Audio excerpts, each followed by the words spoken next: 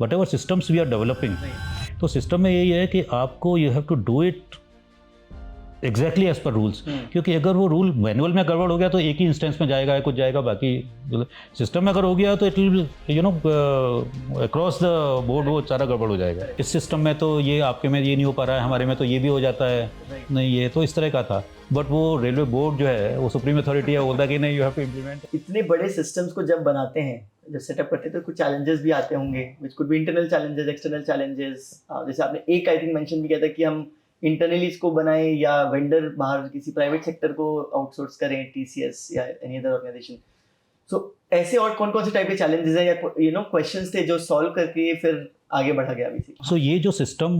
हम लोगों ने बनाया एम्स का, तो अगर हम देखें तो इसके डिज़ाइन और डेवलपमेंट स्टेज थी, उसके बाद इम्प्लीमेंटेशन हमने करवाया अक्रॉस द रेलवेज। तो पहले डिज़ाइन और डेवलपमेंट में जो हमने किया, तो जो चीज़ मतलब जो डिफ़िकल्टी मुझे महसूस हो रही थी इसमें, वो डिफ़िकल्टी ये थी कि जब हमें कोई मॉड्यूल डेवलप करना होता था तो उसमें एक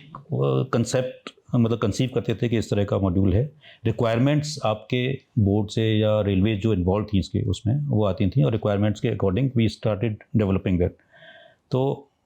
लेकिन वो रिक्वायरमेंट जो थी they were never frozen actually. फिर जब सिस्टम डेवलप हो रहा है तो उसके बाद में कर दिया, फिर एक और रिक्वायरमेंट आ जाएगी कि अच्छा इसमें ये वाला फीचर और हम ऐड करना चाह रहे हैं, इसको I think that is inherent to any system. वो इसी सिस्टम के साथ नहीं, कोई भी सिस्टम आईटी का डेवलप करेंगे तो आप शुरू में because it is really difficult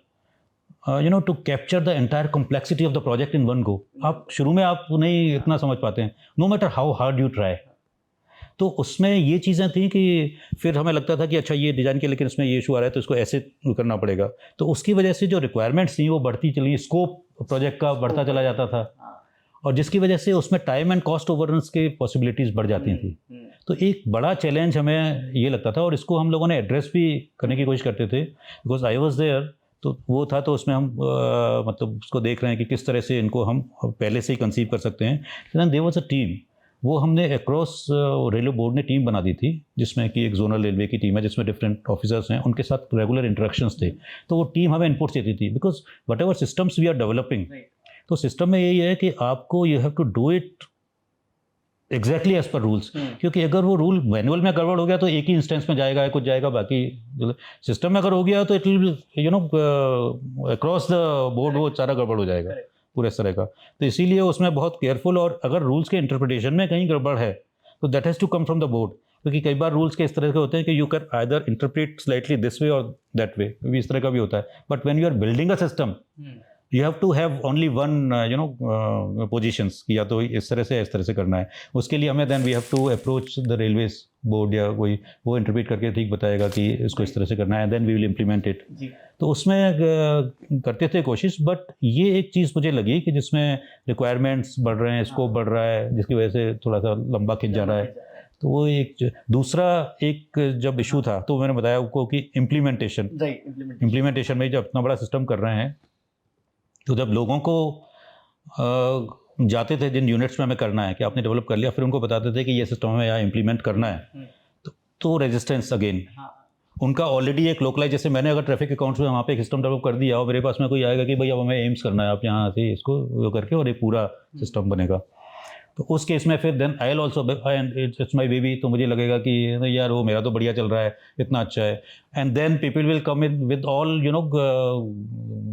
excuses कि इस सिस्टम में तो ये आपके में ये नहीं हो पा रहा है, हमारे में तो ये भी हो जाता है, नहीं ये तो इस तरह का था। बट वो रेलवे बोर्ड जो है वो सुप्रीम अथॉरिटी है, बोलता है कि नहीं you have to implement, and वो बट उसमें हम लोग करते थे कि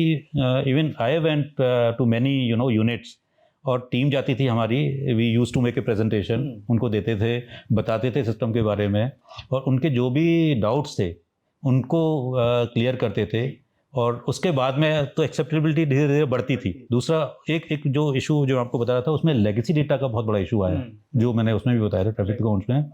इसमें भी यहाँ पे डेटा, तो इसके लिए हम लोगों ने फिर काफ़ी जो वैलिडेशंस थे, जो टेक्निकल टीम हमारी, जैसे आप अगर कर रहे हैं, आपका मैनुअल सिस्टम में किसी का डेट ऑफ बर्थ है, किसी का नहीं है, या ओल्ड सिस्टम में कोई गलत पड़ा हुआ है जिसका यूज़ नहीं हुआ, आप जहाँ न्यू सिस्टम में जाएंगे आप, तो किसी से वो गलती आ गया, फिर उसके बाद में क्योंकि सिस्टम तो उसके अकॉर्डिंग बहुत सारी चीज़ें कैलकुलेट कर लेगा, तो that will actually defeat the purpose of having this system. तो उसमें फिर वैलिडेशंस की टेक्निक लगा के वो कि आप उसमें वो डेटा उस तरह का गंदा जा ही ना पाए और उसको करेक्ट करवाएं, तो वो चीज़ें काफ़ी की जिससे काफ़ी मतलब हुई। तो ये सब चैलेंजेस थे, बट ग्रेजुअली दैट पर होगा। इनफैक्ट हम लोगों ने एक क्रिस की हमारी टीम तो सेंट्रल क्रिस में दिल्ली में थी ही, बाकी डिफरेंट उसमें जैसे भुवनेश्वर में एक टीम हमने बिठाई हुई थी, कलकत्ता में थी, लखनऊ में भी एक टीम थी। तो इस जगह पे तो ताकि जो वहाँ जहाँ इम्प्लीमेंट हो रहे हैं इमीडिएटली अगर उनको कोई इश्यूज आए तो our team is there to support them. क्योंकि आप जो है जब कोई सिस्टम इम्प्लीमेंट करने हैं तो जिसको